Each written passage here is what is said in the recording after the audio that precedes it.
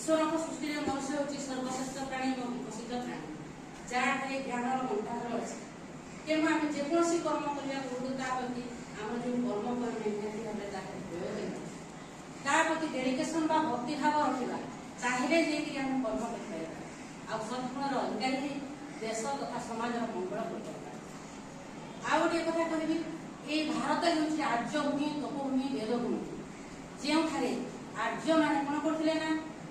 चतुर्वेद तथा आम 8 खंड महापुराण महाग्रंथ रचना कर जहाँ समुद्र सदृश से ज्ञान गंगा हूँ समुद्र सदृश जहाँ साधारण व्यक्ति पाखे पहुँचा असंभव से 8 खंड महापुराण एवं आमर चतुर्वेद को जदि आम कामधेनु सहित तुलना करवा से निःसृत दुग्ध होउछि उपनिषद आरण्यक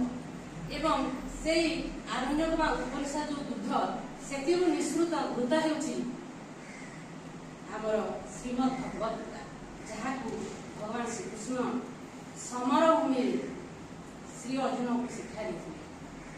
ताकू आम खाली पूजा करवा नुह ताकू आम प्रत्येक दैनंदिन जीवन जदि लगेगा निश्चित भाव में आम गोटे भल मनुष्य रूपे परिगणित